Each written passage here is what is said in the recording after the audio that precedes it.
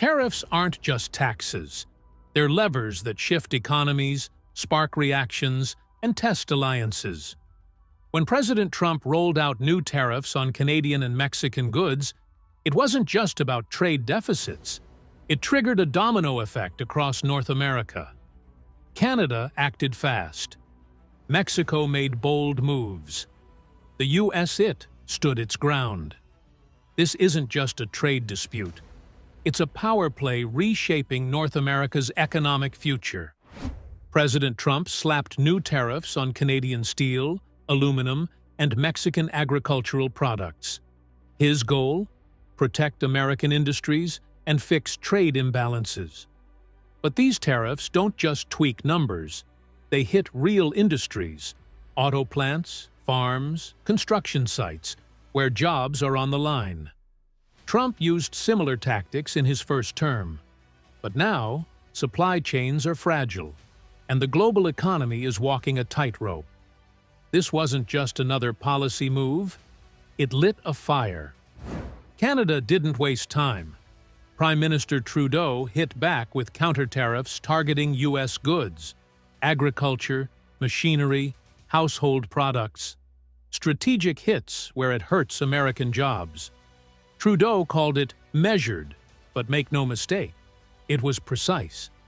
Across Canada, people rallied. Boycotts of U.S. products, canceled vacations, and a surge in support for Canadian brands.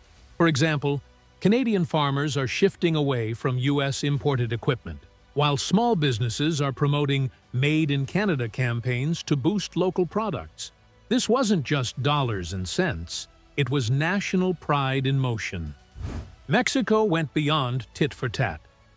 President Claudia Sheinbaum sent 10,000 troops to the U.S.-Mexico border, officially for security, but the timing sent a louder message. Mexico isn't just reacting, it's recalibrating. Meanwhile, Mexico sped up trade deals with the EU, China, and South America. Less dependence on the U.S. means more leverage. Mexican avocado exporters, for instance, are exploring new markets in Asia, reducing the risk of U.S. tariff impacts. Automotive plants in Monterrey are shifting contracts toward European suppliers.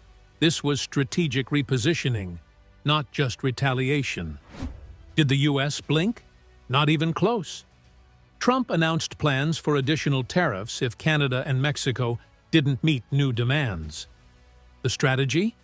Apply relentless pressure. But the squeeze isn't just felt abroad. U.S. businesses are grappling with rising costs, disrupted supply chains, and mounting uncertainty. Take Michigan's auto industry. Factories report delays in critical parts from Canada, pushing production timelines back and increasing costs. Farmers in Iowa are dealing with surplus crops due to canceled exports to Mexico. Still, Trump's message stayed clear: hold the line. Publicly, it's all tough talk.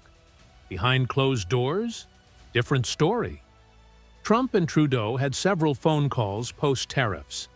After one call, Trump delayed some tariffs for 30 days.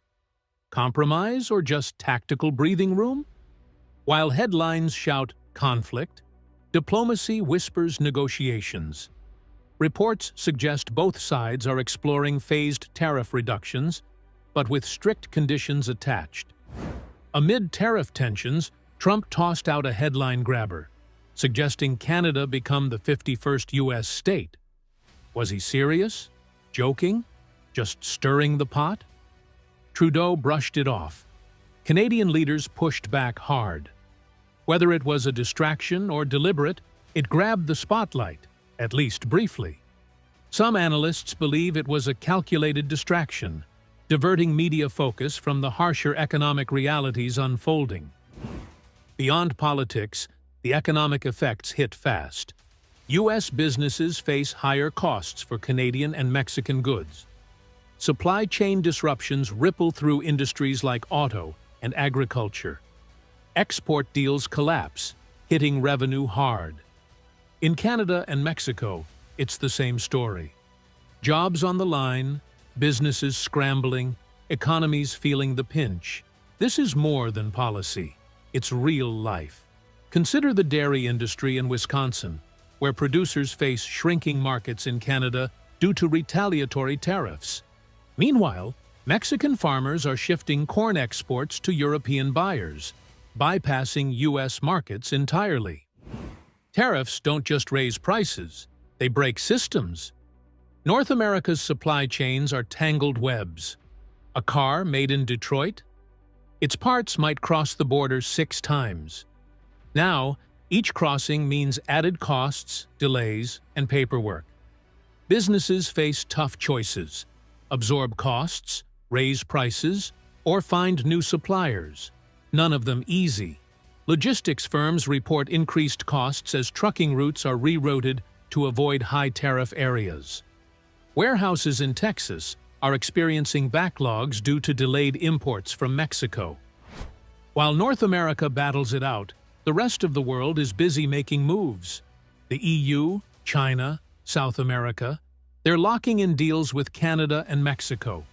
New partners, new markets, less reliance on the U.S. For example, Canada signed a new agricultural export deal with Germany, expanding beef exports previously destined for the U.S. Meanwhile, China is increasing imports of Mexican avocados and electronics, filling the gap left by U.S. tariffs.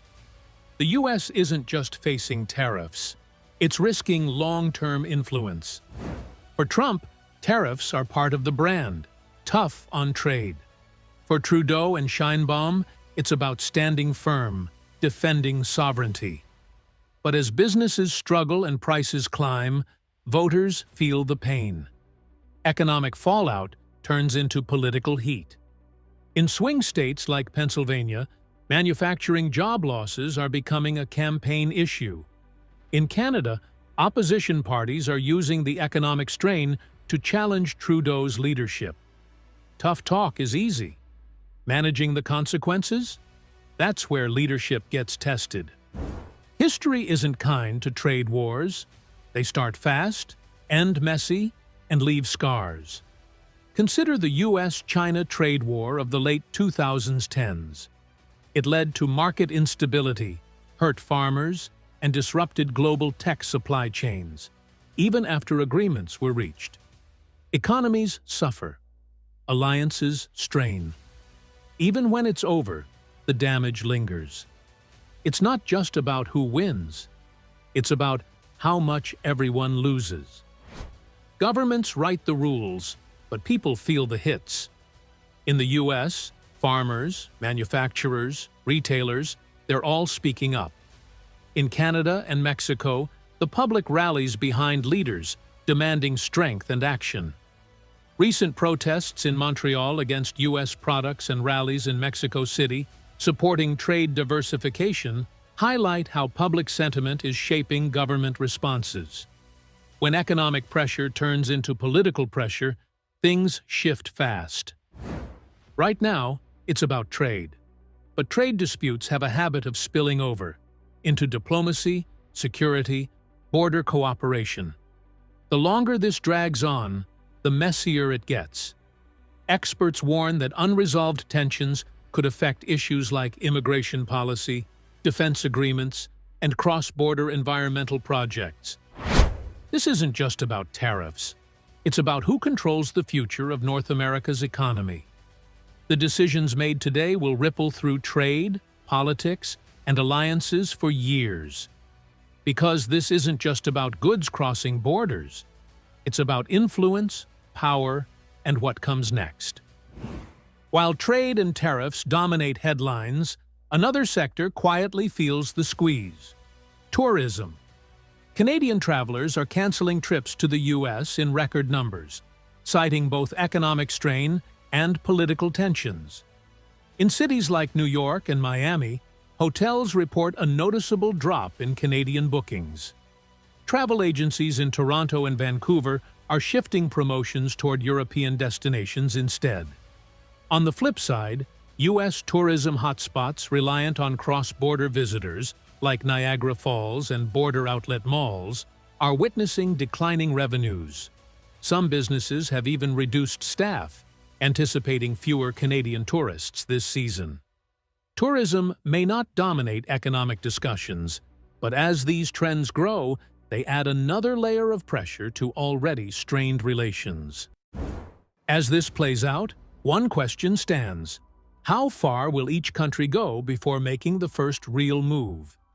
Is this the start of a new era for North America, or just another chapter in its complicated trade story?